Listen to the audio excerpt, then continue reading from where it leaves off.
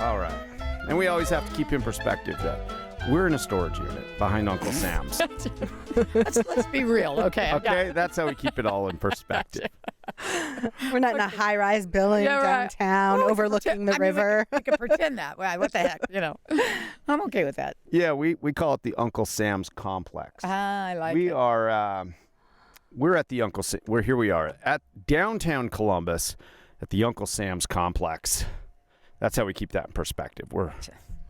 We try to act important, but we That's because we are important. Everybody's important. True. Yes. That is true. Katy, I want to welcome you to the Big Fat Podcast. I got to tell you, I think you're like the Cher of Stillwater County because you don't need a last name. Ah. I don't know your last name. What is your last name? My last name is Martin. Katy Simple. Martin? And I'm not related to any Martins in Stillwater County, just so you know. Really? Yeah, that's a disclaimer. Oh, okay. No offense, Martins, wherever you are. Everybody just knows you as Katy. Katy. That's all you need is one name, Katy. Oh, that's nice. Well, I hope I can keep that up. Oh, yeah, no, anyway. because everybody always says, do you know Katy? Or have you, did you talk to Katy? Oh, Katy's the nicest, but I've never heard your last name. Nobody ever says your last name. It's just Katy. It's just Katy at the general store. That's why I'm like, yeah, she's like Cher. She doesn't need a last name. Oh, boy, I wish I could sing like Cher. That would be nice. Anyway, well, thank you. That's very appreciated. Yeah, when we started this podcast, and I told you this earlier, but I did have I've really been looking forward to having a conversation with you. Number one, I just want to meet you, and I just wanted to meet you and really talk to you about what you got going out there and what you do, because it's very impressive. I've always been really impressed with it, and I see what's going on out there, and I'm like, and I have for years. Not even when we were doing this stuff. I used to work up at the mine. Oh, yeah. And I used to go through there at 5:45 in the morning with all the other guys, and everybody's like they look at that hour in the morning as they're coming through. The little door dings, and you walk in, and the person at the checkout right there says, "Good morning," and then somebody in the far back goes, "Good morning," and you're like, and most of the guys were all like, and I'm like, "Morning." I saw, I can't have somebody say good morning to me and me not respond, but I know there's a lot of guys who don't.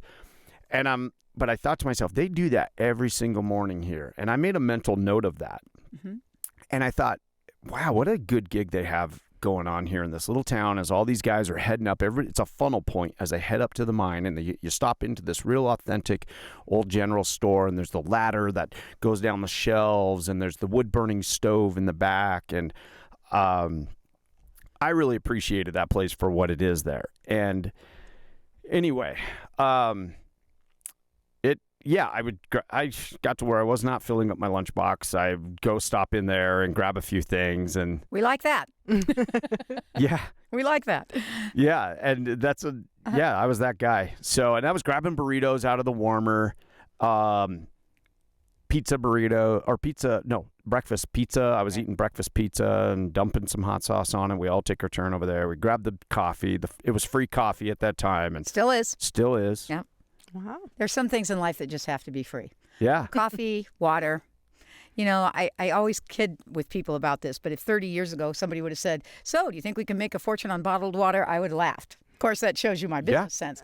But now, there's so many bottled waters out there, and companies making a fortune. Yeah, making a fortune off of tap water. Right, exactly. So, hindsight. That's so true. Yeah. Growing up, like being a kid in the late 70s, early 80s, you just went and drank out of somebody's hose, or you drank whatever. Now it's like everybody has to drink bottled water. Right. I was thinking about it yesterday. We went to Sam's Club, and I'm like, holy cow, those things have gone from 7.8 cents a piece to 8.3 cents a piece. And I'm like, do you drink milk? Do you drink milk?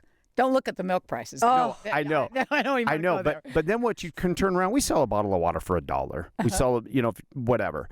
But I'm like, why does Sam's Club run out of water? Like, this has got to be the biggest markup on anything they have here. Like, they should have so much water. This should just be rows of water here. If people are going to pay that, and we've all changed, and now we all buy bottled water, and our people, we're all on the go. And right. It started in the 90s. I remember in the 90s, Culligan became Color and popular, water. and everybody's getting the 5-gallon jugs and the machine, and they come and deliver water. Right. I think that's really when the water craze kicked off. You know what? That's really interesting because I really never thought of it that way. Until I bought the store, and you're absolutely right. Yeah. That's exactly. Probably And then when it just started. and then it just started. This. I was in Southern Nevada, the Las Vegas area was Sparklets. Up here, I came up here was Culligan. I don't know, maybe Culligan's and down then there now. it It's Sparklets water. changed to something after Culligan. I can't remember what it is, but yeah. But if you had a Sparklets water dispenser at your house, Oh, you were you're like, look at you. Like, why can't you just hot, drink out of cold. the sink? Like, we all drink out of the. You put your head underneath the sink. Yeah, right. Water. Well, and then the other thing to water is who would have thought that anybody would be paying $6 for coffee? Right. You know, I mean, I and we have at the Fishtail store, we have the best coffee shop in the world, I think, because my son runs it. And not only does he make the best coffee, but he makes the best hot chocolate because everybody else's hot chocolate sucks. But Yeah. is that okay? Yeah, you Yeah, can say yeah. anything you Okay, want. so anyway, but yeah, and so I mean, people pay a lot of money for that. I pay a lot of money to buy hot chocolate from him, but it's really good. Yeah. So who would have thought? We stopped out there last week to see you, and I was like, look at that. They got a coffee thing going on in here. And I was like, because I used to buy boots over there, and Yeah. and all that stuff, the bibs and all that stuff. But I was like, oh, look, they got a coffee. That's smart. They got a coffee thing going on here. Anyway, so that's your son. Yeah. And he really does make great coffee. And what's it called? It's called Fishtail Grind. That's awesome. I love Yeah. that. Yeah, it's really cool. He's not open as much as I would like, so he probably will hear that. But yeah, but Well, he'll hear it. yeah, he will for sure. He does a really great job. Yeah, he really Oh, does. wow. He's there in the wintertime. Oh, this is where I put in the little advertisement. He's there. He's there. Let's see, Thursday, Friday, Saturday, and Sunday in the wintertime from 8 to 4. But then when it becomes summertime, he's there on Wednesdays also. Oh, nice. So Yeah, tourists yeah, and yeah. best. And if you get that coffee with a roast beef sandwich, the roast beef is my favorite there. We got a For roast beef years, sandwich. I've been always getting the roast beef. And the roast beef comes from. I'm really into local, and into small businesses. Oh, it's And, the best. The roast beef comes from a company. I'm trying to think of the guy came out to visit me, and I can't remember his name. But we get it obviously through Sysco. But he hooked up finally with Sysco, and it's a great product. Oh. I mean, it's family owned. It's the best, and it's years. It's perfectly medium rare, Yeah, it's and it's really good. just always perfect. It's our most popular, but it's not cheap. It is not, but it's worth it. It's Yeah, worth thank you. I Every appreciate single that. bite. I appreciate that. It is. I love it. I always tell him, I was like, I want a roast beef sandwich. Yeah. All my family comes in from out of town. I have a lot of family from the Southern Nevada and Southern Utah area, and actually my ex-in-laws, and they were I had a lot of them, and they would all come up, and it's a thing to go to the Fishtail General Store for all of my family on both sides. They would all come up here, and they wanted to go, like it was such a thing to go sign their names on the table, and then come back 3 years later and look for their name on the table to see if it had faded or whatever. And many of them have taken photos of that sitting by their name, and it's the Fishtail, Get a sandwich and go for a hike. And I've been doing that since I was a kid. It's really funny. The Fishtail store. I've been there now 21 years, and actually, I think that we're the longest owners. The last owners were there for I think 14 or 15, but we've owned it since 2000, and it's kind of like stepping back in time, for me. And for all of us. I really find that like you said, you can be friendly, you can get what people want, and. You have that feel, and when we redid it, and I was going to bring the book, but I couldn't find it this morning. Duh. But when we first bought the store, it was in pretty bad shape. The walls were green. They were kind of like what my Bill would call a gas chamber green, because he was a policeman for 30 years, and so he had unfortunately been into that where he had to go. Yeah. And he said, we got to paint it. This is gas chamber green. We got to get rid of it. It's got to be white. It's got to be white. I said, okay, I'm for that. So that was one of the first things we did. But it's really, it was in pretty poor shape. And so we had to do a lot of work. And the part that was really fun about that whole thing, which really, I think, set the tone for us about the store, because we always loved the store, was that everybody came, not everybody, but a whole lot of people, and I have pictures of that, people coming to help us pull up the floor and take everything out and redo it. Wow. And it was really heartwarming. It's because everybody wanted the store. I mean, for me, it's more than a Staple. store.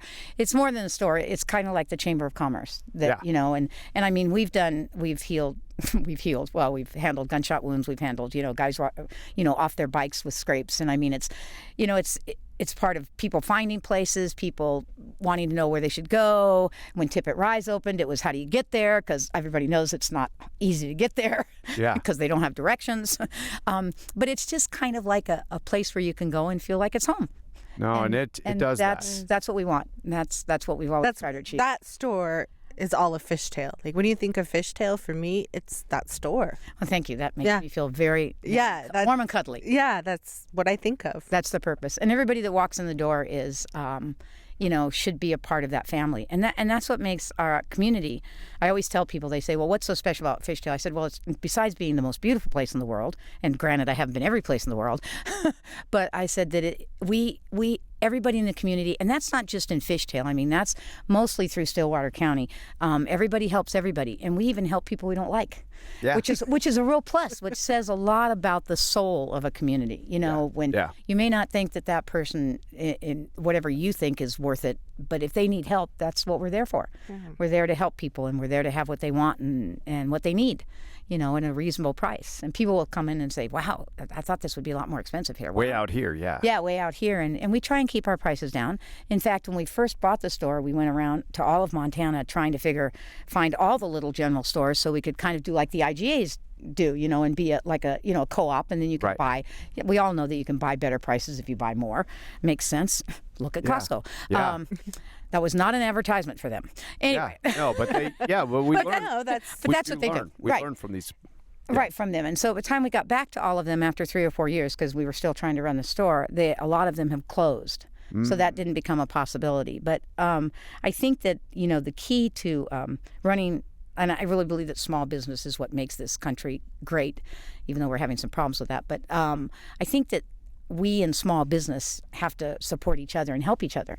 And I get that feeling from the Fishtail General Store when people come in, and we try to sell things that locals make, and that's why I'm finally going to try that internet business to sell only things made in Montana.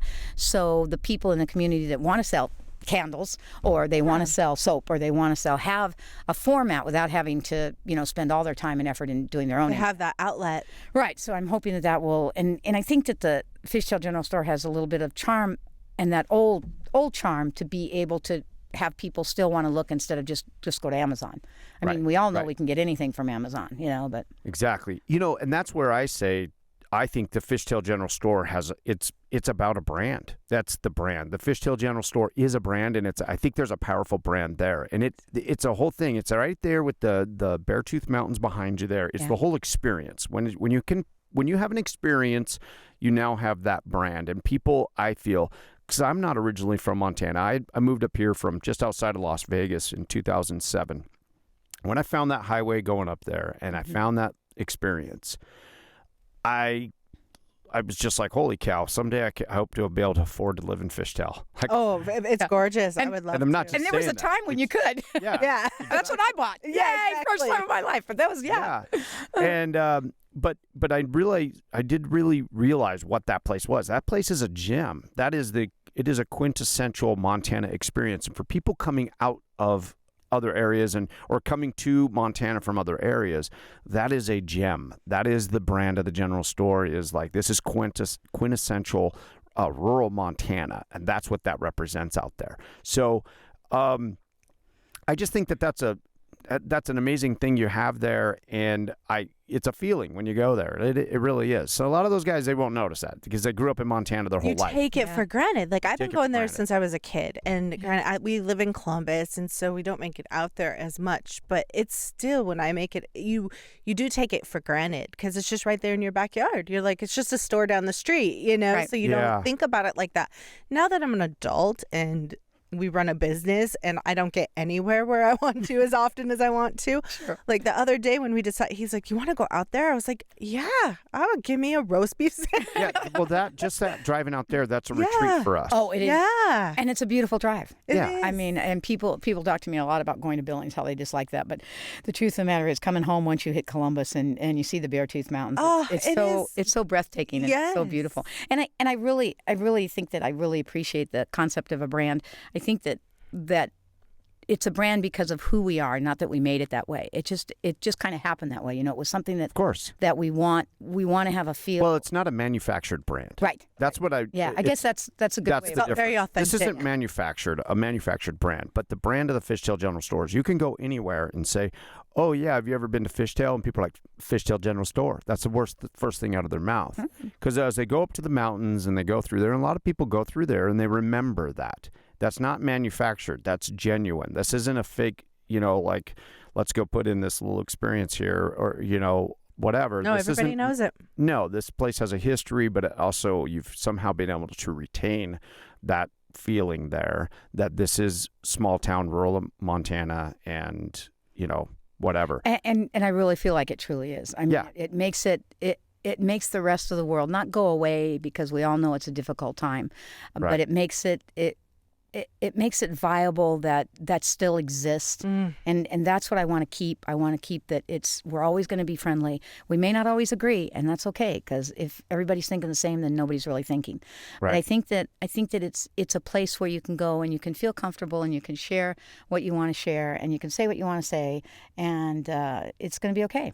It's a breath of fresh air. Well, thank you. I really appreciate that, and I hope that we can keep that. We try really hard to make that work, and it's because everybody that works there has different personalities, and they're all there for a reason. Because I truly have this feeling that people that I hire at the Fishtail store are people that either I need that God has brought to me, or that they need me and God has brought them to me. And that over the years, over 20 years, I've had a lot of people work for me, because everybody knows we don't pay real well, but we have a great time because we don't make a lot of money, but that's okay. That's how those prices are so high. Yeah, that's exactly right. So enjoy that. Yeah. But I think that's really the key to what makes it, is that people that walk in the store, we're there to help, and they help me, and we try and help them, and we've done that a lot. And how do you get everybody to yell out good morning in the morning? Because, like, are you threatening them with something? Or how did you build that culture? Because I was like, this has to be a thing.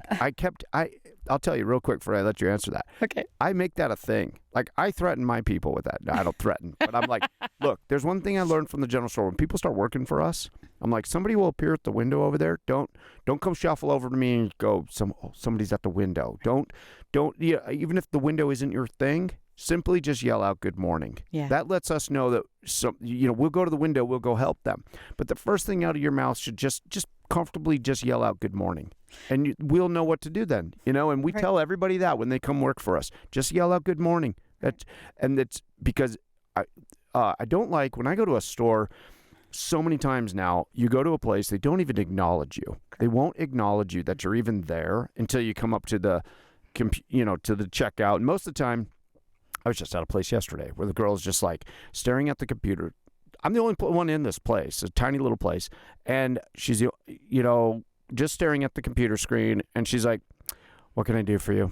And I'm like, and I tell her I don't want to say the rest of the story because I don't want to give away where this was, But anyway, my point is like when I walk in the door, there wasn't a, hey, how you doing? There wasn't just an acknowledge me, number one. Right. And now we've already set the tone for this transaction here that I'm just here to just give you my money and leave. We're not going to be pleasant with each other. Right. And I felt bad about it. I thought about it when I left there. And I'm like, I think about this everywhere I go. It's because it's what you want. I mean, that's what we as well. I don't think it has to do just with business people, Milo. I think it has to do with who you are. It is. And it is who you are. Right. But that's the other thing about that I find interesting is that the people that you have working there, you're in a town of 12 people, and it's like how do you find the people that are going to have that personality and that warmth when somebody comes in the door at 5:45 in the morning, that they're like, good morning.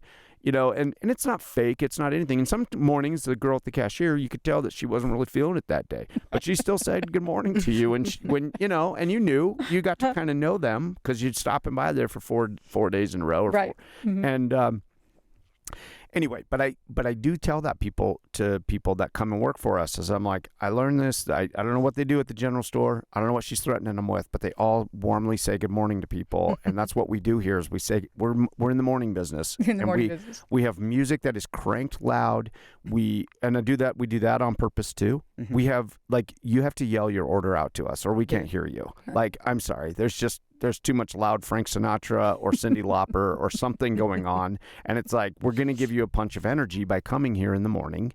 And the reason we do all of that is because of what I saw going to the mine at the Fishtail General Store. Well, thank you. I appreciate it. Well, I think I don't threaten people. I'm not an arguer. I was totally 100% kidding. No, I know, but there are some things I do threaten them with, but not about that. But I think most of it is example. I work with people. I work with them all the time. I try when we train somebody. I don't do all the training all the time, but I think that they feel it when they come in because people just want to. I think people basically want to be friendly if they can. Not everybody. I mean, don't get me wrong. We have our grumps, but But I think that just because they know that I do it, I really don't make a point of it. But you don't make a point of it. But I know that they want it to be that way because I do it. And I think that it just gives them. They're leading by example. Well, and it gives them a warm, cuddly feeling. I mean, who doesn't? I don't care how grumpy you are. And trust me, in the morning when those guys come in, I can see why they're grumpy because they're headed that way. Right. But the truth of the matter is, who doesn't want to see somebody smiling in the morning and say, "How are you?" or "What's going on?" I think it's kind of, it's not expected, but it's kind of something that they like to do too. Yeah. And so if I'm doing it and they see the response that we get from people, then they do it and they get that same response. Yeah. I mean, everybody knows Rhonda by her first name, and Rhonda's really smart. I could never do this. She's one of my morning girls. They'll call and they'll say, he'll be Jonathan on the phone and he'll say, "Is Rhonda there?" And I know that he's ordered multiple times. So I say, "Yeah, Rhonda's right here," because I don't know what you want, but Rhonda knows what you want. And he'll say, blah, blah, blah. And she'll go, "Yeah, I got it." Yeah. I mean, so I think it's just by example. And I think that we all know that if we treat people like we would like to be treated, then it's kind of like, I don't want to say the flu, but it's kind of, you catch it and you kind of keep it and it stays with it. So that's kind of how it does. That's kind of how it works. Yeah. Well, and that's a good lesson right there, is by leading to example to your people. Set the culture by how you are. And I tell people that story though, because I want them to know that, hey, I respect that. And we do have some people that don't know how to treat people. That's true. And that's honestly how I'm kind of trying to teach them. And I use that as an example that, hey, this made an impact on me. Every morning I noticed it. Like when I walked in, I noticed it. Yeah. And but I'm telling them that people notice this. I'm trying to teach them that people notice this. It's okay to yell out good morning. I know it's not comfortable all the time. Right. But you're just acknowledging them. We're just letting them know we see you. We're going to be there as quickly as we can. Yeah, and I think that we have.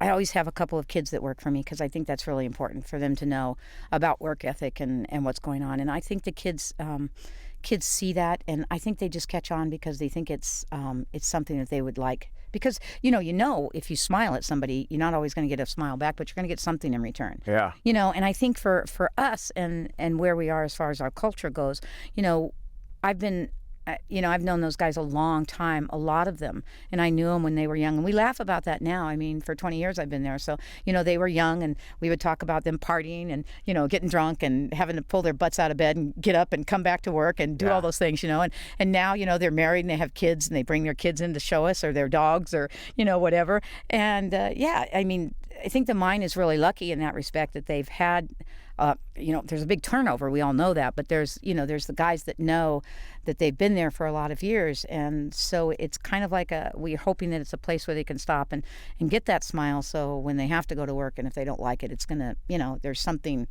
positive, at least in the morning. And because that's not an easy job. It's like your big extended family in a way. It is. And not in a way, it is. It's a big extended family and a close knit community like that. You get to know everybody. You know, it's really funny because when in the morning when the guys are there and there's big long lines, you know, and I'll be yelling at the back, I'll say, "Yep, I'm getting there. I'm hurrying," you know, but then in the meantime, you're saying, "How are the kids? You know, Robert, I haven't seen your kids. I'd like to see them before they're teenagers again."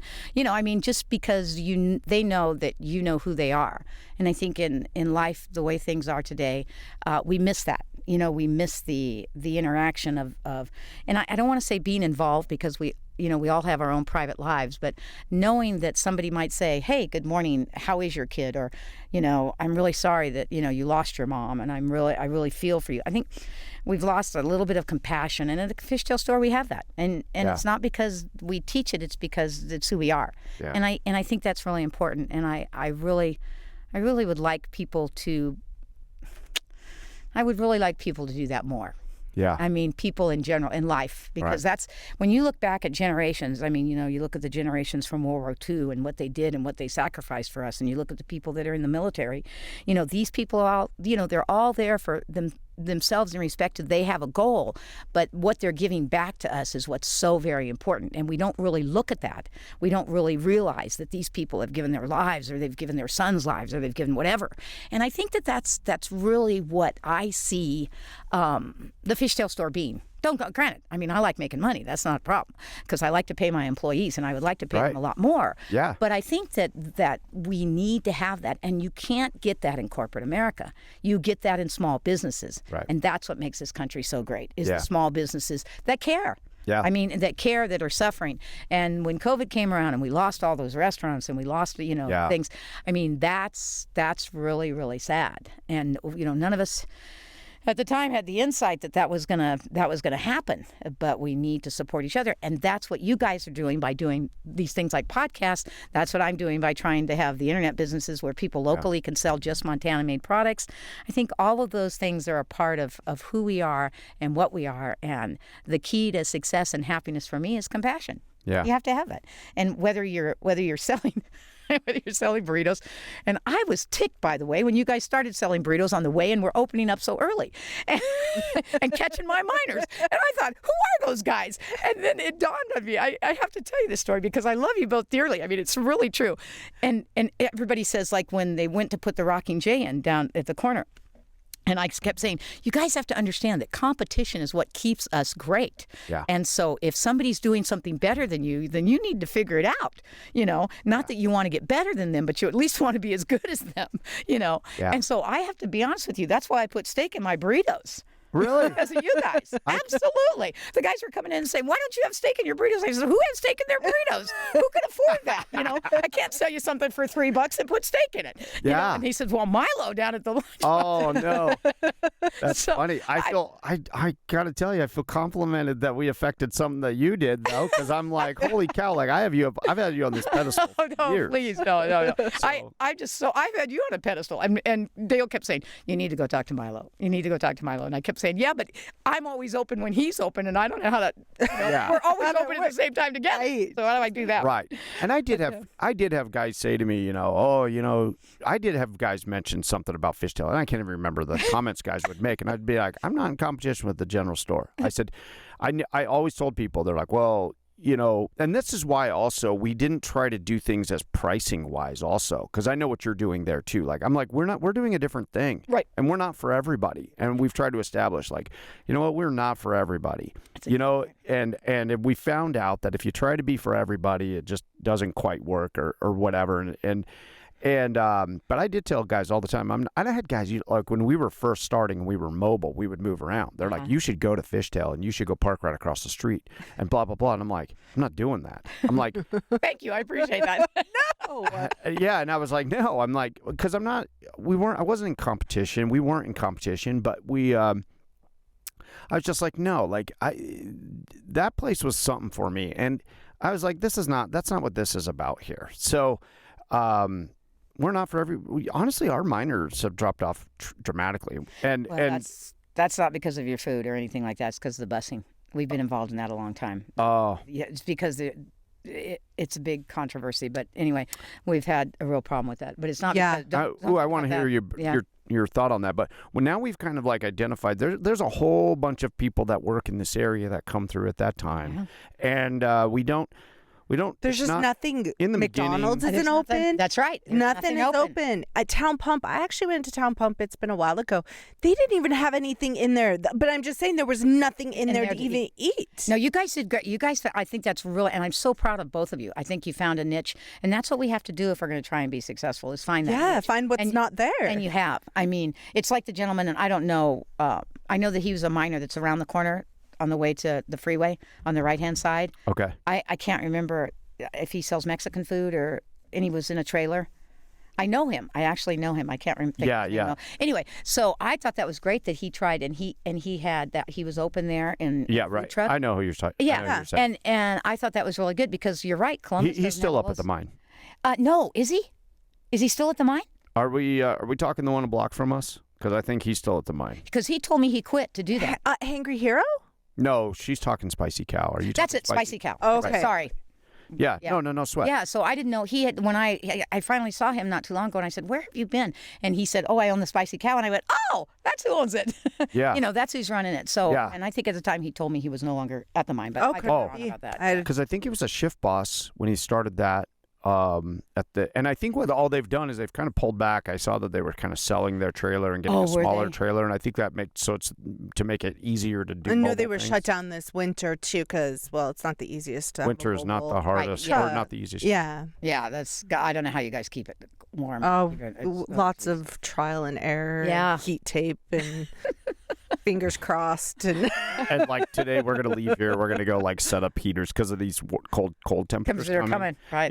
And Hail Marys, whatever we gotta do to in fact, the Spicy Cow, their first winter, they actually came over to us and they were like, "What are you doing?" And I was like, "Man, this is what we're doing. This is like been a lot of trial and error here. Is that this now? Same thing. They opened up a block down from us. I don't care at all. Like I'm like, if I could get people in a block from us, like all these guys who open up, I have guys that are like nervous about like, oh, they feel like they're going to cut in on us or whatever. And I honestly, our approach on this is this: if they can put us out of business, we don't deserve to be in business. Hallelujah. Milo, I respect that immensely. I agree with you. When Rock and Jay went in, I said, if we can't do better than that, then we don't deserve to be. Our only competition is ourselves. Right. Honestly. I really don't focus on what they're doing. I don't either. We support them. We go eat there. We take pictures of their food and promote it. And Good for you. I don't go that far. Well, I'm like, they're not going to eat at our place every day. Right. Like we are a one-item kind of place, and we know that. And a good item. Yeah, we're kind of a splurge item, and we're like, if people stop by here once a week, once every 2 weeks and grab something to eat, great. That's all we're really trying to do there. So we will, honestly, this is our thought on it, is if we can help elevate others, if we can help elevate this other food truck that's just starting here and he's parked across the street from us. And I've told him, if I could fit you on the lot with me, I would fit you here because when people think about food, I want them to think about this corner right here. Well, I would put you right here. If I can elevate that guy and he blows up, maybe he elevates us. Maybe he lifts us too. I don't know. That's the whole concept of food courts. I mean, you go into a mall. Yeah. That's you want these fries, but that burger and a hot dog. Right. And it's interesting. Some places don't contact us and they just kind of keep their distance. And then other people will contact us and say, "Hey, man, I hope you're okay. Like I'm 2 months. I'm gonna hopefully open." And and that I really respect that. Yeah. And I tell them right away, whatever I have learned, I can teach you. I will teach you. I don't know everything. But I just figure if this guy, who knows who that guy is? He might be a celebrity chef someday, and maybe he can say, "This guy helped me out and can help me get some funding or something." I don't know. And I think it all goes in a circle. It's kind of like the ring that you put on your finger when you get married. It's a circle, and if we all are a part of that circle and we help each other around that circle, you can't get out of the circle because you're going to be there anyway. You might as well stay in that circle and help who you can. And I love that. I'm so glad that you guys have come into my lives. I mean, I really mean that. It's been way overdue. And I think that really makes for what makes this country great, is that we're not afraid of competition, and that we know that we can help each other.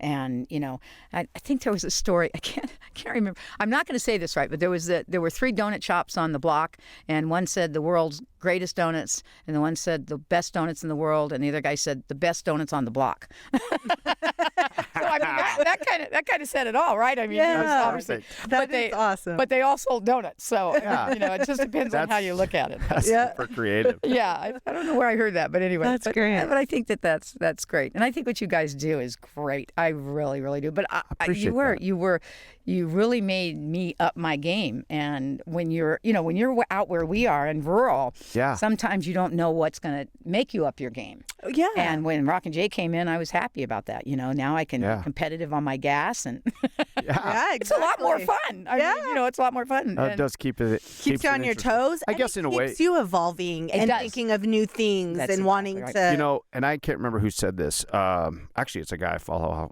Gary Vaynerchuk, I believe, said it. And he's like, if you don't try to put yourself out of business every day, somebody else will put you out of business. Oh, that's a very interesting concept. So he's like, instead of waiting until somebody comes up with this concept or this thing that's going to put you out of business, why aren't you working to come up with the next thing that would have put you out of business? But that what keeps you out there in the forefront. Right.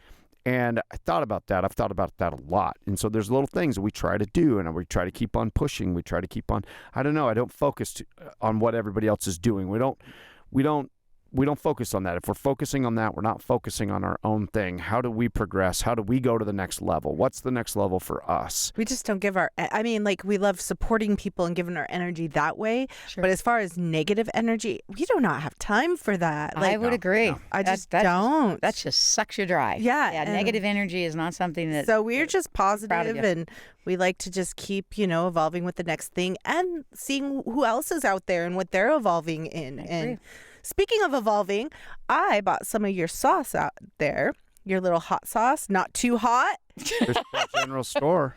Yes, that stuff. I probably went through half a bottle of it because it is so good. Well, and when did we buy that? A week ago. Yeah. Well, no, I think I went through a half a bottle in the first sitting. Is what I'm saying, because I drenched my eggs in it, and that sauce is so good. Well, thank you. There's, I don't do hot. I love it. I don't do hot because I just don't do hot. But anyway, we have some people, and I got to tell you, some of our miners, they really, really, really like hot. I mean, really hot. Yeah. And so the sauces are always kind of fun. And there's a guy that does some of that out of Dillon, I think, Blind, and we carry his sauce, Blind hot sauce. Yeah. And he has some different flavors and Huckleberry. Huckleberry. So- right. I got some of that. So Yeah. that's Chris Doherty. Yes, it is. Yes. Chris. Okay, so Chris actually saw us in Billings yesterday, and I was outside of our truck, and he was just like, and I actually met him. We were at the Wildflower, right? Yep. And we were in the gift shop, and he saw us in there, and he was like, he started talking to us, and I didn't realize that he made that sauce that was at your store, and that's how we kind of hooked up. And he had been following some of our content for a couple of years or something, and so he was. Anyway, but then he told us, he's like, yeah, my sauce is at Fishtail General Store. Anyway, I ran into him yesterday, and I'm like, there he is. There's Mr. Doherty, and he actually brought us some sauces, Like 3 different ones. Oh, good. Yeah. Good. and he was just like, I can't remember now. I'm feeling terrible because I told him, I was like, I'm going to talk to Katy like tomorrow, and I'm like, I'll tell her, something. And I was supposed to tell you something. Probably that he was supposed to deliver real soon. But he has a couple of good ones that he brought us. No, he brought up that Katy called me and asked, Oh, if I could put it on. can I put your sauce on the internet? Right. And he was like, yeah, she gave me a call, and he goes, I'm supposed to follow up with her on that. And I was like, awesome. I'm talking to her tomorrow. I will, whatever. But he actually brought us some sauces, and we give these guys sauces. Actually, a few guys brought us sauces yesterday. Yeah. And Really? all of these customers are showing up at the window. Sauce bottles. And as they're buying breakfast burritos, they're like, "Here, I brought you this." This is a And new we're one. like- It don't even have a label on it yet. Yeah, He goes, this they're is a like- new one I just made. I just made this one, no label. No label. But isn't it great that people are out there trying to develop something that they think is really good and want to sell Yeah. it? I think that is so exciting. Yeah, I and they're- really find that fun. And they're wanting to just share it with us. Yeah. Like, it doesn't even have a label. He's not handling this to promote this. He wants- just is wanting to share this with us. There's Right. nothing to promote. There's no label. There's Right. no- And but he wants your input. Yeah. Well, I grab a bottle of our sauce. I'm like, my man, here you go, man. Here, this one. And he's like, oh, no, you do not have to do that. I'm like, no. This is just what we do. Right. Yeah. And so he's like, okay, well, thank you. But Anyways. And I'm going to get one of those bottles before I leave because I didn't even know you made sauce. So Oh, yeah. Oh, of course. we're on it. We're on it. That's in your guest package. Yes. Perfect. But Chris was like, yeah, he brought us a chocolate bomb. That's a little cute Really? little bottle. It's out of specific these chocolate peppers, and it is warm, very warm. She says so- warm, but it devastated me yesterday. Yeah, no, not my forte. I'll let somebody else taste it. Oh, you're good. Yeah. But he had a jalapeno one, and it was smoky and yummy, and a habanero one that was a smoky one, and they're amazing. He makes a really She good went on sauce. and on about that too, but we got off track of this. We were talking about your sauce. Yes. Yeah. You're So smoky. you make that. You're not branding somebody else's. You're not private labeling somebody else's stuff, or No, we are. oh, that is. I don't make You it. don't make that. That's the only thing in my store I don't make. Oh, wow. I know. So I was going to tell you that. To be honest, that's the truth. Yeah. No, that's awesome. Actually- no, because this is a whole world we're learning about. Because honestly, we're trying to figure out our own private label red sauce. We don't want to make, But this we don't want to sauce. make it. We don't want to make it. And so we were like, if Fishtail Gen, we were like, we need to talk to Katy about this because if she's making this, like, we should see if she'll private label this with us, or we'd talk to you about something else, and we can talk about all that too at another time. But we were looking at that, like, how do we do something with her, like, because we know you produce stuff, and that's a whole nother side of things I want to talk to you about. But is we're learning about all this Right. this area. We are making our own sauce, but I've been wanting a red sauce or like a traditional red sauce like that, where and April's like, I don't want to make another sauce Well, and that's because we have to make everything. that's exactly right, and that's what we do at our bakery. We make everything from scratch. Yeah. So it is, but it's really funny because a local guy wanted us to make Worcestershire sauce for him in the new building that we have, and I said, give me the recipe and we can produce that. And I would be thrilled to do that with you guys, but and we can produce it for you. That's not a problem because that's what we do. Yeah. But I've never, because I don't like hot and I don't have, most of my. You don't do the recipe. Right. So I don't do recipes. Then it makes it, that's not my forte. So for ours, we're not looking to go hot. Like, Nope. We want a general appeal. I want like a 4 out of a scale of 1 to 10. Like, I would like a 3 to a 4 that has good flavor. Sure. Not everybody likes our sauce. So, we get every day we have customers that are like, can I get a such and such no sauce? They don't want our sauce. Right. And that's fine. Yeah, but sure. we want to have that other option of like, Somebody okay, can maybe have they just need like a something. good red table sauce. and we can, and the fun thing about where we are now is I have 2 bakers one baker and her assistant they're phenomenal. And even though they're bakers and they make mostly what we make is sweet things because one of my favorite foods is sugar, we could develop, that would be a fun project because they have great taste buds, and that would be a fun thing for us. Yeah, like a little And then we can bottle it for you. crafting project. Yeah, right, exactly. On the side, so it's not sweet. Oh, no. Yeah. Well, perfect, because once we have a label on something, and if we can, I would like to produce it here, but also I'd like to include it in online sales because I would really love to have a label that when you look at the back of it, it says, produced and bottled by Fishtail General Store. Yes. In Fishtail, Montana. Yeah. Like that right there, that's an important part of that label. That's just as important, the branding on that, as the front of that label. Yeah, and I would probably have to say we'd probably have to put Fishtail Food Distributing, which is the new business where we have the wholesale license. But it'll still say Fishtail Montana. Yeah, it will. Yes. And that's the part that's really important. I mean, when we were talking about branding earlier, we make all of our pies from scratch. And so when we put our pies out for a long time, we just cover them in plastic, and we finally got the the little cardboard things to put underneath them so they'd be stable, so they wouldn't mess up in the bag. But anyway, and then recently we just started putting on a little label that said Fishtail General Store. Yeah. And I think that's Just that little thing. I'm telling you, that's the thing. The little right there. detail of that. And I have to brag. I have to brag just for a second about my bakers. We just got at Park Realty has a really nice thing going on that if you bought property from them, which I didn't know of until last year, every year at Thanksgiving they give people that have purchased property, they send out a little card and say, these are the choices of pies that you can have. Yep. Let us know. I used to get a pie for them for several years. I bought one piece of property. I steered my parents toward a piece of their piece. I got pie for years. Go ahead. Yeah. So anyway, they asked us this last year to do that for them. We've never done that Nice. before. And so they asked us to produce 300 pies for them. And so I took this to my baker and I said, is this something you want to do? And of course, if you knew Terry Roughton, you'd know she'd say, of course, we can do that. And so we made 300 pies for them. And it was really nice because that's where we decided to put the label on, because I guess the pies from before have not been that great.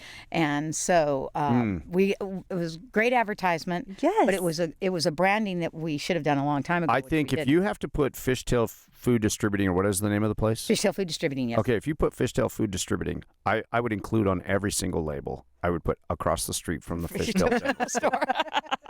I would put that I've on got every his label. heart, don't I? I love that. Yes. I love that, Milo. Thank you. You're going to see sales go up 30-40%. You're like a landmark. That's a Oh, landmark really? location. No, it really is. And that is a landmark location. I would attach Fishtail General Store to everything that you guys put out there. Thanks. That has small town appeal. That's what the essence of this is.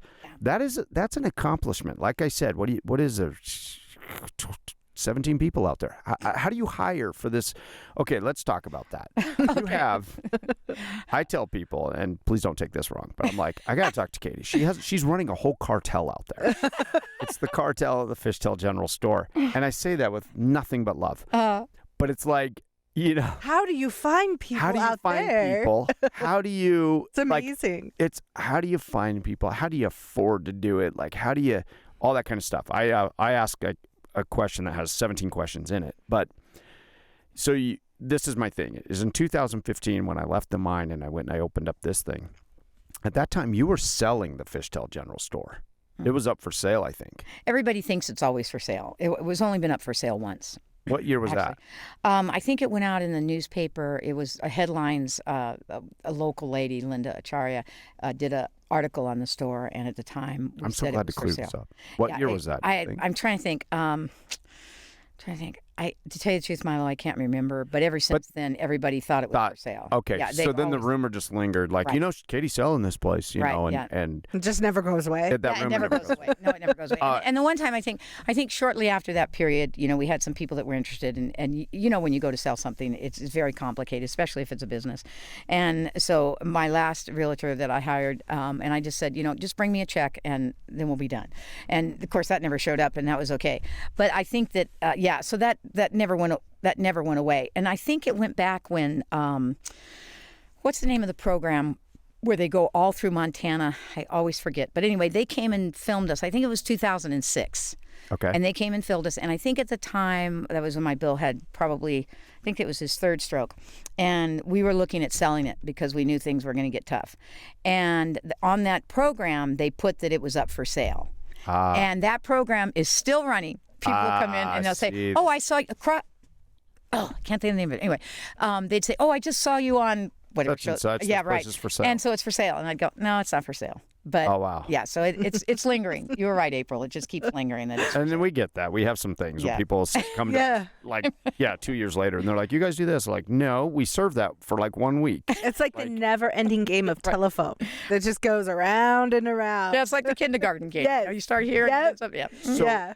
so you bought the Fishtail General Store, and then you're running that. And then how did this turn into the Fishtail Food Distributing? Like, how did that happen? I had a really good friend, Kim, who works for City Brew now. And at the time, she worked for Valley Distributing. And City Brew was just getting started. I don't think they had very many stores whatsoever. And they were looking for somebody to provide food for them. And Kim said, you guys need to go talk to Katy because she makes great food. And I think it would work. Well, it was, it was nice. I mean, we said, sure, we can make whatever you want. I mean, we have people that could do that. And I love research and development. And that's kind of how it got started. And So how many City Brews do you supply for? all of them. How many are there? Do you know? Yeah, there's 28 now. That's incredible. And they're building, they're rapidly growing. And the thing about City Brews that you have to understand is that was started by Abby and locally. I mean, she's an amazing woman. She started that. She had the video library in Billings, and then she sold that right at the right time When videos was going taking a away. dump. Yeah, I mean, the woman is really smart. And so, and she recently sold her company. I think it's been 2 or 3 years now, and she kept a percentage of it. And again, I could be wrong about this, but then I think the company that she had like 51%, and then it switched. But so now it's owned by a conglomerate, I think. But still, they have that hometown feel, and they're going to grow. And they are growing. Yeah. When COVID hit, they were going to open 5 new stores. Obviously, that didn't work, but they opened one up just recently right across the street from Senior High in Billings. I mean, they have staff is great. And I have to tell you the story about Jace and Jared. I hope that they hear this someday. They're kind of higher up at City Brew. And Jared used to deliver videos to me years ago. This is the one thing about being in the same place. You see people grow and you see them become successful, and it's so very exciting. But anyway, Jared would admit that to me, that he used to bring videos to my store. But anyway, they were moving. They just moved to a big, large facility on the other side of town in Billings where the Party Time used to be. Mm-hmm. And so I went there and I said, because they asked for samples, and I always make samples for them. And Jared and Jace were there, and I said, "Hey guys, what's going on?" And I said, "You got boxes in your hand?" They said, "Yeah, we have a whole new facility." And I went, "Where?" And they told me, and I said, "So, let me get this right. You were going to move and not tell me? Are you trying to tell me something here? Do we need to talk?" They're ghosting you. Yeah, right. They were ghosting me, and they said, "No." And he said, "Well, why do you think that?" I said, "Well, here's the deal, guys. I know that you're going to be big someday, and I'm hoping to still be a part of that." I said, "But you got to know your small town when the execs still are carrying their boxes of staplers and papers out to their car to move themselves. Yeah. Most corporate America will have somebody move for them. So you guys need to, if you're going to be big time, you're going to have to get somebody else to move for you." Of course, we had a big laugh over that, but great company. Like to deal with locals, and they try really hard to do that. Good guys. Wow. Good people. Well, awesome. So you said, okay, we're going to provide for City Brew. Right.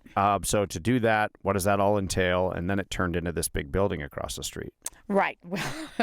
Well, hindsight is really, really good, as we all know. Actually, we were doing it inside the store, and you know how small the deli is there. And so we started there, and then it kind of got out of hand, and we were having a little trouble. It's really a 2-butt kitchen, and it was a 6-butt kitchen. So we were a little scared about, touching each other all the time. No, I'm kidding. Yeah. But it did get a little crowded. Yeah. So anyway, then I added this little room. Melissa, who has been with me for 14 or 15 years now, she's my manager. We decided that her dad was kind of in a lull in building, so he built that little kind of room at the back. I don't know if you guys have even seen that. You can see it from the deli. It's kind of... I probably haven't paid attention to it. Yeah, anyway, that's where we started doing City Brew. So we had to add on because we didn't have enough room to do that. And again, that was, we could probably fit 5 butts in there and back to back with, stainless steel tables and do everything. And it was going really great guns. And we were involved with the state of Montana, because we have a tiny little bit of sausage in our burritos. And we found out that we were making 2%. All of that. Department 2%, of right? Yep, Department of Livestock. Thank you, wherever you are, which I'm sure you're sleeping today. But anyway, so they came in, and the sanitarian at the time came and said, "You have to stop production." I went, "What?" She said, "You got to stop production." I said, "Why is that?" And she says, "Because you're selling illegally." And I went, "Well, that's good to know." I knew there was a cartel out there. Yeah, there is. Yeah, and there is. And there is. the Department of Livestock. And that's the Department of Livestock. Yes. And they're the cartel. Yes, they are. And so anyway, we had a little talk, and I said, "You do understand that I have this many employees, and if you tell me I shut down, that they're not going to be able to eat, and this is important to me. This is part of my business." So she said, "Well, do this if you can, as fast as you can, and we'll give you a little bit of space. Not a lot of space. Don't get me wrong. They're not very compassionate, but they gave me a little space." And so anyway, then we had to find a USDA facility to make this particular product, which at the time was the #1 seller. Now, this is a little bit more than you probably need to know, but then you'll understand is that if you make a sandwich and it's called a sandwich, it doesn't have to be under USDA. It's under FDA, which is total different government. Right. So anyway, we only had to find a place to make our burritos that had... It didn't matter about the sandwich, just the burritos. Right, even though the sandwiches have a whole lot more meat in them. Really? But, yeah. So we should have just called ours a sandwich. You should have. You a can't. breakfast sandwich. You could have. But if it's wrapped and... Right, it's considered. Then it's considered a burrito, and a burrito's considered... Anyway, if you read the fine line and the fine print, you'd feel like... Anyway, you're going to lose your mind. Right, you're going to lose your mind. So anyway, we had to find a location. And again, this is community oriented. This is a great story. Dewey, this is for you, buddy. Stillwater Packing is a USDA facility. They slaughter. Right. They slaughter, and they make great stuff. and went to Dewey and said, Dewey, this is what I got to do. This is the number one seller for City Brew. Do you have a room where I can make these until I can get my building built? And he said, you bet, Katy. And so we would go into this little tiny room. Isn't that crazy that all that matters is that the room? Right. It would because there was an inspector there. Yeah, but there's really no difference to what you're doing. No. And so Dewey let us, I think we were there, well, we may have been there 16 or 17 months, and we would go once a week. We'd drag all of our stuff in there. We would go by the USDA. We'd get our paperwork done. You know, we had to haul it from Fishtail to Columbus, and Dewey was great about it. And so was his son and April, and they were amazing. And so they kept us afloat while we were making all the other sandwiches at the Fishtail store. And then that gave us time to build our building and transfer over to them. So it was a great partnership, and I will always be grateful for them. Yeah, to them that's for making that work. amazing. So that's kind of how the building got started. And then I lost my bill and was kind of floundering and didn't quite know.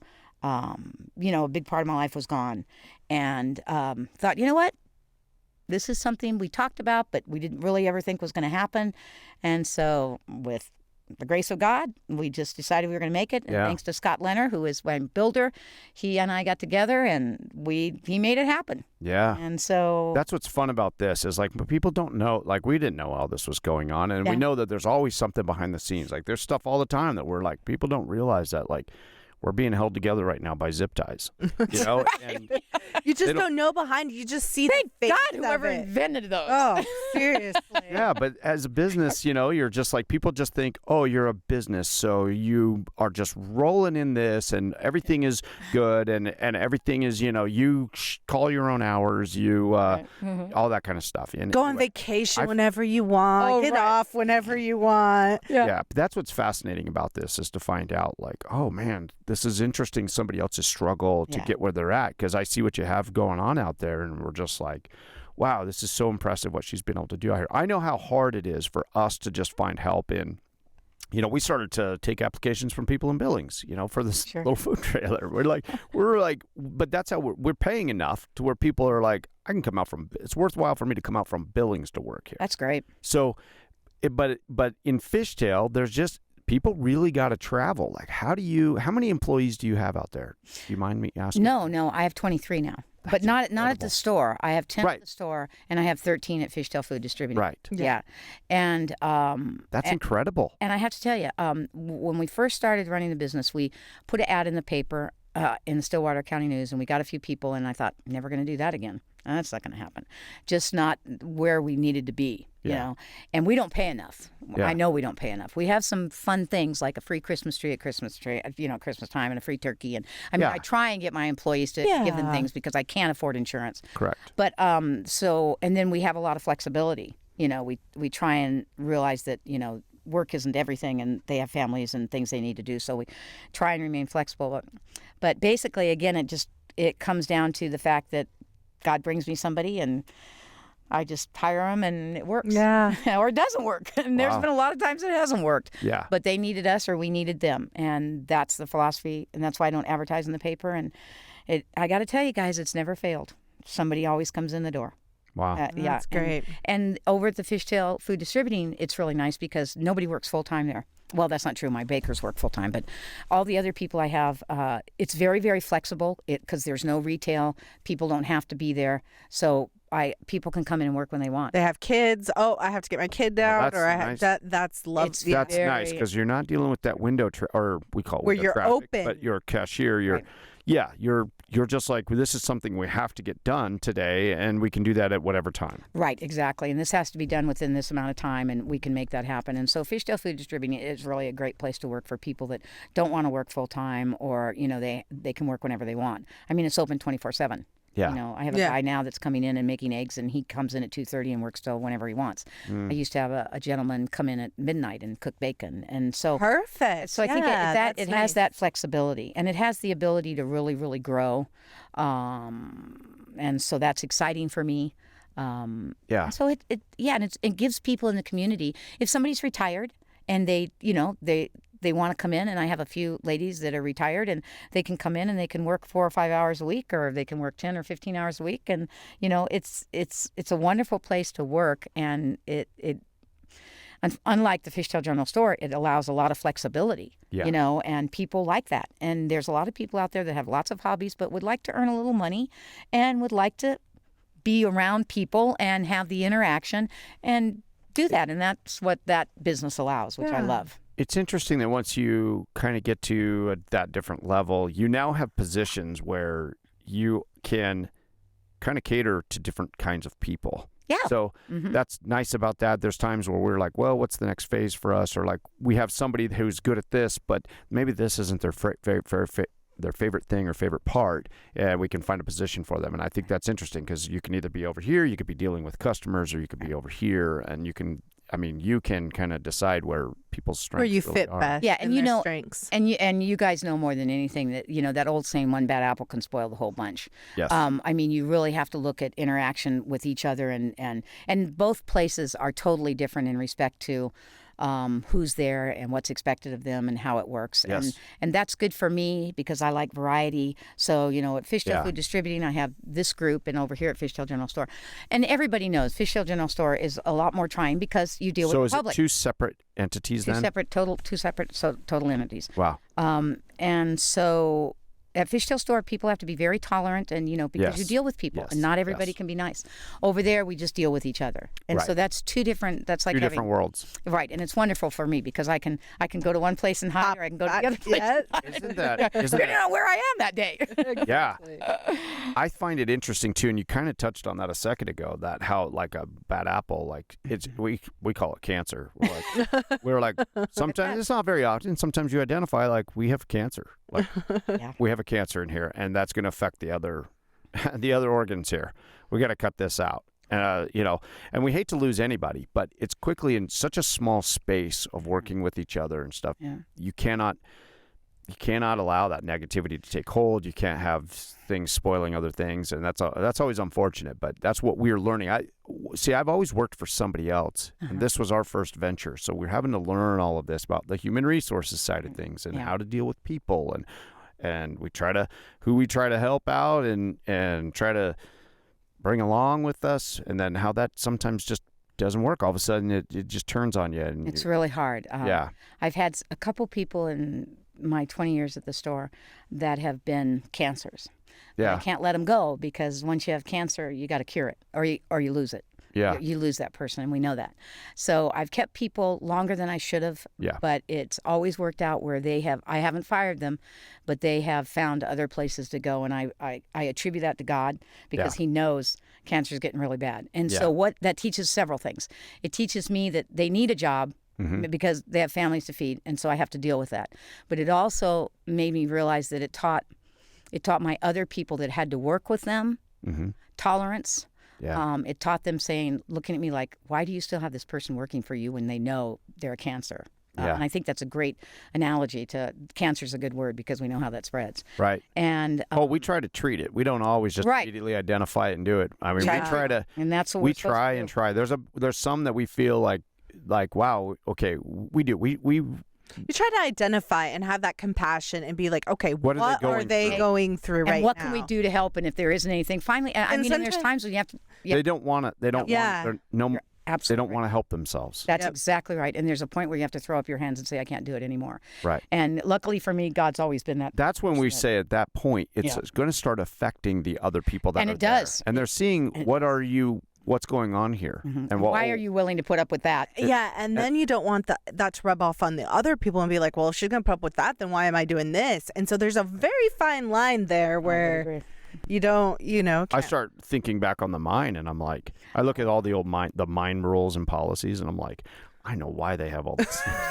I'm always playing devil's advocate. I'm like, when we were up there in the ground, you're like, this place, I can't believe they do this. And you're like, no, they had to make this rule because somebody ruined it for all of us. That's right. Like, yeah. Well, and that's what you get with corporate America. I mean, and that's what you get when thank God we don't have any more than, I don't know how many employees you guys have, but thank God I don't have any more than 22 because, we topped out at 7. Did you? Yeah. And in that little trailer. And I think that might. I haven't looked real close to that trailer, but is that a 2-butt trailer? Yeah, pretty much. Yeah, I gotcha. Okay, I understand that totally. No, it is. Where somebody's not having a day, it's not like you can go to your office and be like, okay, they're grumpy today. You can't. You have to just. Yeah. It's hard. You have to have a little more cohesiveness instead of you go take the front, I'll take the back today. Yeah. At the store. So I have a little more flexibility than you guys have. So We have a little compound now going on over there, though. People sometimes don't realize that there's more to it than just the trailer. But it's kind of funny because we actually bought it was an ice cream shack or something on the lot. Mm-hmm. Anyway, we do have that. We call that Building 7. Somebody said, "Oh, I get it. It's a 7th structure on this lot," and I was actually making a reference to something else, but we have the trailer, and then we have a separate building that's just a walk-in cooler. And then there's a separate building that's like dry storage. Got it. And so there's the trailer, but that's just a kitchen. And we certainly couldn't put out that amount of food without with all the other that. So we've kind of buildings. added on and added on and added on. So every now and then we'll have a meeting in the shed. Because that's where that's the only place you can go talk privately. So. I have this little tiny room. We call it the pop room in our store. That's where because the office isn't big enough for us to meet. But I'll say, "Come on, it's time for the pop room," and everybody go, "Oh God." Oh man. So So we have the pop room, and we can close the door at the pop room if we have to have a serious meeting. Yeah, it's kind of funny because I'll have people that are trying to get our business. As like U.S. Foods or somebody's coming in. It's freezing outside. And be like, "Hey, step into my shed." We're talking in the shed. And I'm like, "Are you sure you really want our business?" Step into my pop room. Yeah, I get it. I got it. Yeah. Sometime I'll take you to my pop room. Oh, for But sure. you have to be serious if you're going to be in the pop room. All right. I shouldn't probably ask you right now this, but I would love a tour of the whole thing. Can I have a tour of the whole thing? Absolutely. I would be very proud to do that. Okay. I can show you where all the nooks and crannies are. I would love to see the whole operation to appreciate what you guys are doing there. There was a time, and COVID really changed. This is another good question I'd really like to ask you: is how has maybe your direction, if it at all, changed? We were actually last year we were really pushing it. We were staffed up. We were putting out max capacity on the burritos and what we were doing every day. And our goal was we were refining our system to see what can we do. How is the most efficient way to do this? What is the volume we can put out? How does it work down to the minute and all this stuff? Because our plan was let's go put in a big burrito factory on the west side of Billings and let's supply, little coffee kiosks. And we did. I wasn't going head to head on you on this, but I guess in a way, now that I looked at it was the coffee kiosk. It wasn't coffee shops. It was the little coffee kiosks who wanted to have made that morning burrito that was just like at the little drive-ups. And we thought, because we played with that idea, do we go open up our own little coffee kiosk? Do we open up? I just didn't want to get in the coffee business. We didn't want to get into that. Yeah. And so we could go start a little coffee kiosk, and I just didn't want to learn that side of the business. We thought, what if we just started to partner with little coffee kiosks and we give them like this alternative where it's like, here, they're Fresh made burritos, hot burritos. Right. and they're just like, but once you run out, you're out that morning. It's almost like Krispy Kreme donuts. Right. I just want to know, they had that kind of a sense of urgency. Like if you don't get there, they're out by this time. Right. Ran that idea around. And COVID kind of changed that. Backed off. That's why we went into the bottle. And you don't have any control. With hot and fresh and there's no control. Right. And we produce now. We had 3. We've tried to help those little kiosks, and we have 2 that we are still in business with. There are 2, and then of course Tanya, as you know, Tanya. Mm-hmm. And she hasn't had any of our food yet, but there are a couple that have. And the problem is delivery. Yeah. For us. And because of City Brew being my starting place, I don't make anything for anybody else that I make for City Brew. I mean, there can be a change, a different kind of bread and the same kind of meat, but it's not the same thing because I feel that I owe that to them. Correct. Even though, it's proprietary, but they haven't asked me to do that, but I feel that that's the right thing to do. So, so we offer a few of those things, and COVID really hit them hard, all of them, and so that's when I guess we were probably doing that. And I know how I got Casey. Casey owns 2. He owns one at the one in Billings and one in the Heights by the Kmart. And I don't know. I think they're called Steady Grind. Steady? No, not Steady. Yeah, Steady Grind. Anyway, and then we did some things for Black Brew Coffee. And I think that worked really well because we have somebody that goes in every Thursday so we could deliver. But that would be our biggest problem. And that's where we had our problem with Tanya was because we can't get U.S. Foods to, help us out there. They will eventually if we stay on them, which we will. But so, yeah. So COVID has brought in some challenges. Yeah, it has. And not as far as business goes at the store. I think what it's done, it was probably the best year we ever had, the first year it was there. Right. Simply because people wanted to get away. And I was in my store for one day for 4 hours, and I didn't know anybody I knew. Yeah. Which is like, whoa, what's with that? Yeah, it seemed like all the campsites are packed. Right. Everybody was getting outside. Away. Yeah, so for us, that was a really, really good year. And because there aren't a lot of people there, we didn't have a lot of people that were sick. Yeah. And the mine, I guess, was pretty diligent about that. So when our miners came in, I didn't have any employees that got COVID. Yeah. So for us, it wasn't that bad. But we saw we could certainly see all of the things that were going on around us, all the restaurants that were closing. And Ecolab we had a really guy, he retired since then, but Ecolab, comes in and checks they have to check for mice and all that stuff. And he said that at one time there were in the United States, because Ecolab is all through the United States, that there were 70,000 restaurants that had closed down because they couldn't get product or they couldn't stay open or they couldn't. They had an employee sick and then they had to shut down. Right. And so, it was devastating. But again, for Fishtail Montana, we didn't see a lot. I only had one dispute with a lady that came in about a mask, and that was, and we followed I have two employees that have asthma that couldn't wear a mask because they couldn't breathe, and so I didn't make them wear a mask. But we only had one person that was disgruntled about the fact that we weren't wearing masks at the point where we had the option to. Yeah. And I asked her not to come back. I said, if you have a problem with that, that's your choice. Yeah, I'm not the mask police. That's not what I do. Yeah. It's your choice to come in or not. So that's exactly right. And I said, if you choose me. Yeah.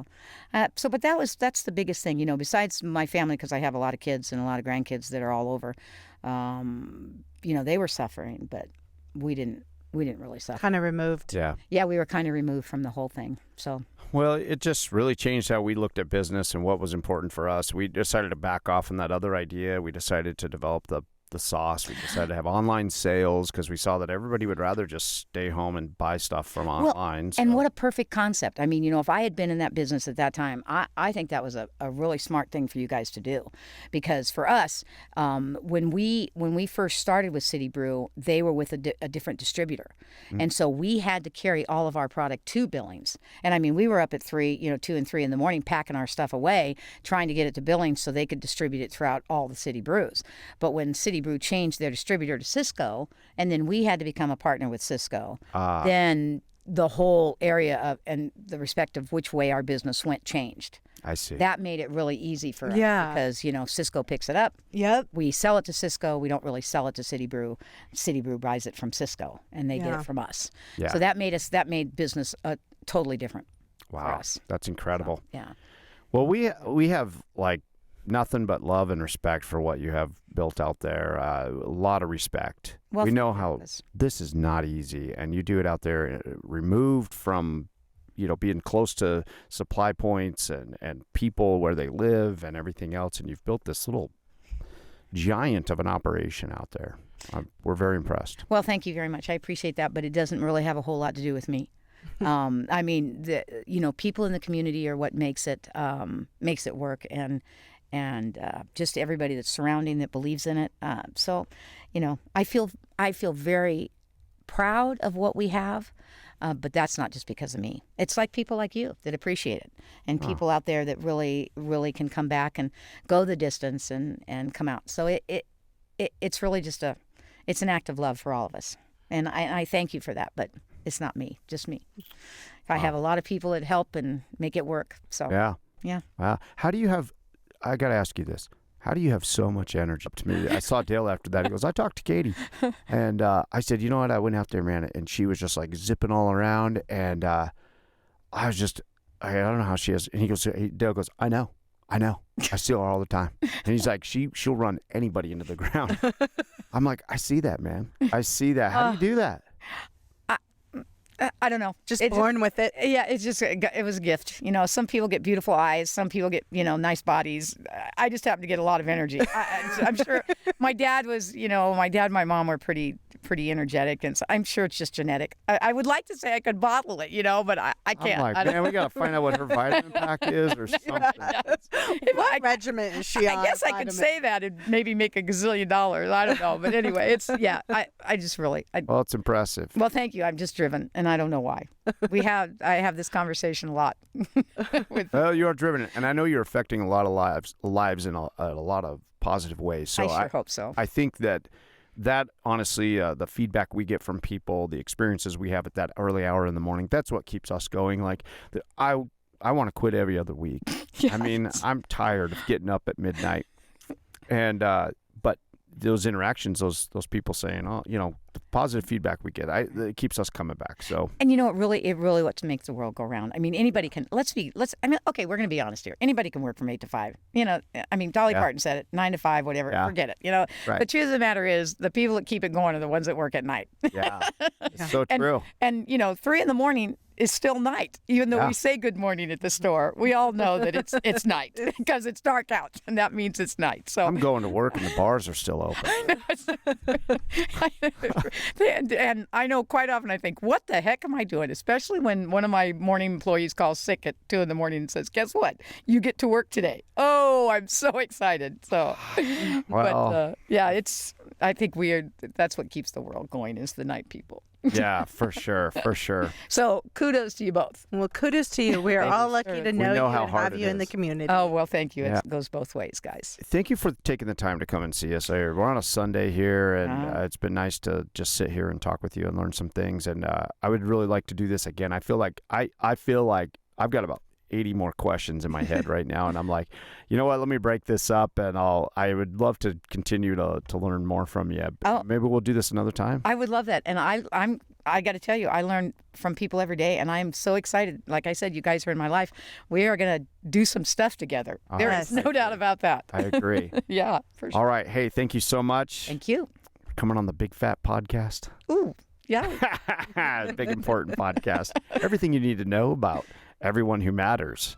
That's I'm going to put that on a T-shirt at some point, but half the time I can't remember it. The other day I had a UPS guy at the door, and I'm like, Glenn, what's our slogan?